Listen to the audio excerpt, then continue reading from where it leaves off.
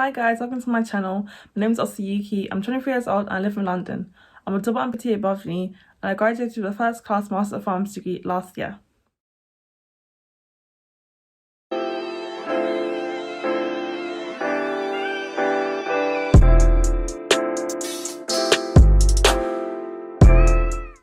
My legs were amputated when I was 16 months old at Great Ormond Street Hospital.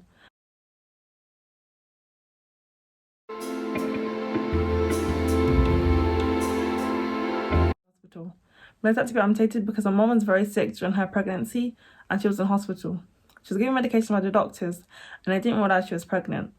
When they realized she was pregnant, they changed her medications to more suitable ones, but they were worried that the medication would affect me as a baby. But in all the other ultrasound scans, my disability wasn't detected. When I was born at Greenwich Hospital, doctors and healthcare staff were shocked because my disability wasn't detected. My legs were abnormal. My mum told me this led to a change in the way NHS scans pregnant women. I use prosthetic legs and I'm also a wheelchair user.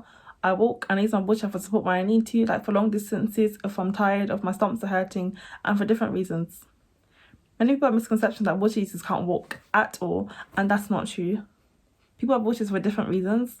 For example, if I'm using my wheelchair sometimes and then I get up to stand or to walk, people have said at me or made comments about it, and that's not a good thing to do. Stop it. Get some help. Don't assume someone's faking their disability or miracles happen just because they're walking now. Amateur wheelchair users do exist.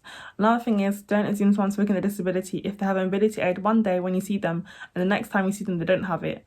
Everyone has good days and bad days, and sometimes disabled people need their aids and sometimes they don't need their aids. That's fine and understandable. Prosthetic legs can be uncomfortable and it's tiring because I use my energy to walk than someone that has legs. They can make me hot and sweaty and other issues as well, which I'll be talking about in another video. Growing up, I was raised by a single mom and it wasn't easy for her because she had to fight a lot for me, as there's nothing in place for disabled people like me. I did everything any other child would do when I was a child. I did trampolining, I rode my scooter, and I did many other activities. I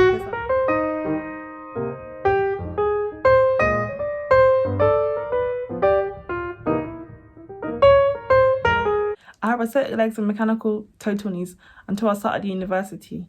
These prosthetic legs are very unstable. I need to fall a lot.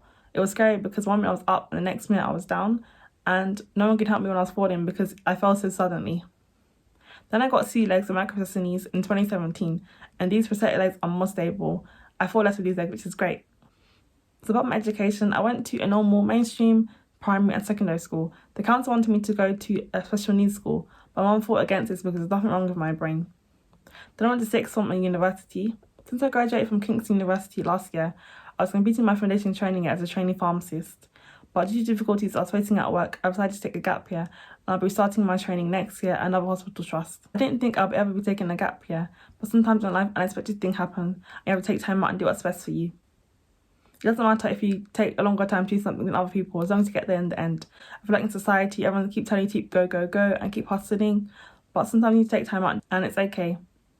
You'll get there in the end, don't give up. So I'm a disability campaigner, and I graduated from the Scope Change Programme with Disability Charity Scope in 2020. This is a programme for young disabled people to launch and create their own campaigns. My campaign is for accessible workplaces.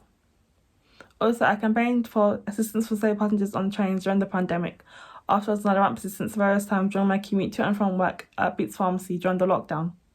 I had a part-time job during my degree at Boots Pharmacy and I had another part-time job as an academic mentor.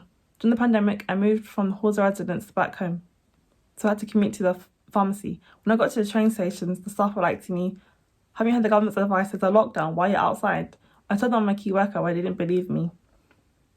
They told me they had been instructed by the managers not to assist disabled passengers on trains during the pandemic, which was terrible.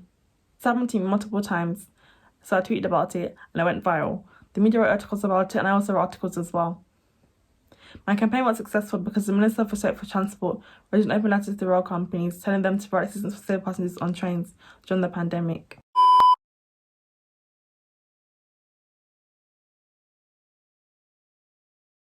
Also, I'm a member of the South Eastern Rail Accessibility Panel, and I work with the panel members to improve accessibility on the railway for disabled passengers, and I give feedback about things that need to improve and what should be changed. Additionally, I've been campaigning and working on improving accessibility in the pharmacy profession for disabled trainee pharmacists, students, and pharmacists. I wanted to create my own YouTube channel for a long time now, but I was nervous to do so. I created my channel to post about my life and my disability, and I wanted to talk about the challenges I face continuously as a disabled person and how I deal with these. I also want to raise awareness about disability and reduce the stigma surrounding disability in society. I hope to encourage other disabled people and create a community where we can all support each other. In 2022, there are so many inequalities and barriers that disabled people face in society in England and globally. The pandemic has made this worse. There's barriers in England in education, employment, housing, public transport, and just general day-to-day life. It can be very stressful and draining as a disabled person. When I was going through these challenging times, I contacted disability charities and organisations, and they didn't support me. I've learned there's nothing in place for disabled people, especially those with physical disabilities. In the UK, there's a disability employment gap, and disabled people are twice more likely to be unemployed than non-disabled people. Disabled people and disabled graduates find it hard to get jobs due to bias and discriminatory attitudes, and when they do get jobs, they face barriers there as well, and discrimination a lot of the time. For example, there's lack of reasonable adjustments put in place with them, so they can't do their jobs effectively. Then they have to leave their jobs, in some cases, and take action against the employer, and it's not always support to do this. The Equality Act isn't really being enforced, and a lot of institutions and organisations get away with not enforcing the Equality Act and doing what's right. Some disabled people can't work as well, and they should be supported. It's important disabled people keep speaking up and raising awareness about the issues and challenges we face, so we can make a change collectively. Disabled people just want to be treated like everyone else. Disability can happen to anyone, so remember, treat everyone with dignity, kindness and respect. Other than life, you'll face setbacks and challenges, especially if you're disabled, but don't give up and keep fighting for what you believe in, and you'll get there in the end. Like this video and subscribe to my channel. Thank you for watching. Bye.